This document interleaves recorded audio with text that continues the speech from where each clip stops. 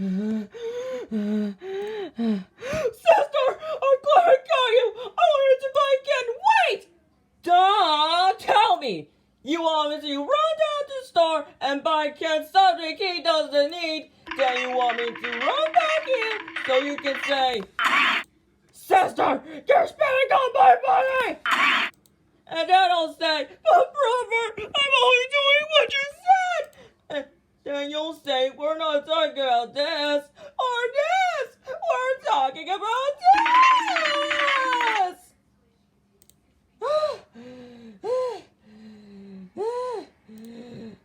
What's this? This time's different! Ken needs this!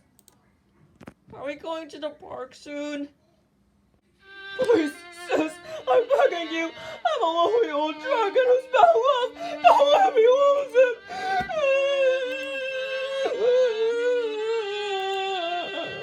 Brother, don't cry, brother. Come on. Okay, I'm going to get it. See?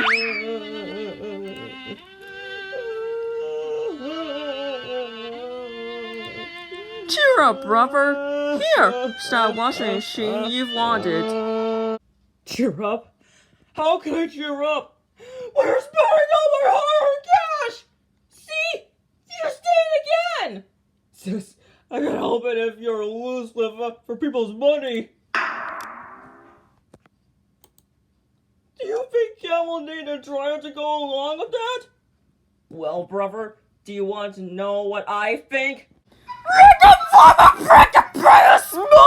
Brother, you got a murder wallet, diamond money spent, ruby filthy, dimmer shelter, brother, what? I'm heading back to Warrior Incorporated! Brother, wait! Brother, why did you leave me here? Hey, Devlin, it's okay. Don't cry. Huh? Ken? Devlin, I know that Argon left you, but you know what I think? What is it? I think you're a great guy. You just shouldn't put people through too much work, even if it's for a person you love. I'm sure Argon will forgive you if you just give him time. Oh, yeah, I guess you're right. But I didn't know Argon had such a clever vocabulary. Actually, there's something I'd like to say too, Devlin. What is it? I'm afraid I just don't feel comfortable accepting all these gifts. How about the Dutch? If you don't mind. Okay. Here, pretty sweet man, Devlin. Oh.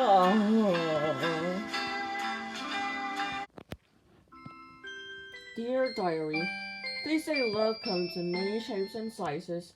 Even my friends agree. Heck, even Devlin agrees too. Which is why this comedic love story happened to him.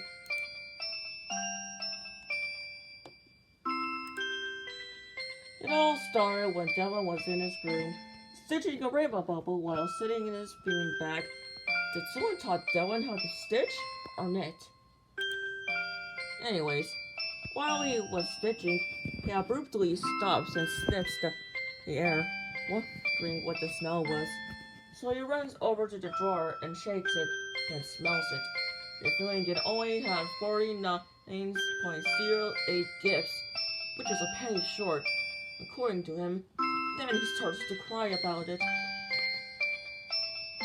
While Devlin was crying, Bella was acting sarcastic about it. Just then, Orblin slides out from the floor, telling Devlin it's just a penny and it doesn't matter. I honestly have to agree with Orblin here. Devlin then tells Orblin that money makes the world go round, keeps her dressed in Peeps, Lala, and Frilly's soap. Meanwhile, Lala was sniffing the air thanks to the monkey's lilac cologne, which made it smell good. And to be honest, I want a cologne like that. Smokey then looks to Lala, telling her that she's smelling like Lala herself, calling her a little comment in response, causing Lala to fangirl over him. No, she's not cheating on Orblon. Why would she? She still loves her. Back to Devlin and Orblon. Devlin tells Orblon that money also paid all their renovations they did, but not even the 7 C's could amount more. Just he was about to mention the next thing, he suddenly catches his eye on that scrumptious curvy cutie. In Orblon's perspective, the thing she sees is the mega burger with cheese. Right after the pair of hands grab the mega burger, Orblon calls it a classic, and trust me, she loves mega burgers. But in Devlin's perspective, he sees the curvy cutie holding the sandwich, and it turns out to be Ken Ichijoji, the bearer of kindness, and the one eating the mega burger. No wonder why Devlin fell for him. Orblon then remembers Ken as her new driving teacher, which is the new Oinker driving teacher. Devlin thought that he was already married, but Orblon tells him that he's actually single. Devlin wonders what happened to his old fiancée. It turns out that Ken's old fiancée was magically turned into a lamp, resulting in his death. Who was Ken's old fiancée? We'll never know. Anyways, after the flashback, Orblon tells Devlin that Ken doesn't like to talk about it. Secret, I suppose? Devlin's cut Ken's interest all of a sudden, which causes Orblon to have an idea. Or take him over and introduce him. But Devlin refuses and claims that he's too old, too chilled, and not probably just for love. Ain't that Poland? But Orblon thinks he looks great, despite his messiness. Then Orblon goes to break the ice. Well, not really, as if she's going to go talk to Ken for a second or more. However, Devlin tries to tell her to not do so, and he's too nervous. That's until he sees a wide shot of Ken. Dang, boy! Looking sharp! Anyway, when Orblon went up to Ken and said hi, Ken started to freak out like if they're about to end up in a driving accident. Dude, chill out! She's not even driving! With a snap of Orblon's fingers, Ken snaps out of it and realizes that she's not driving. Maybe Ken was imagining things. Now, why would he?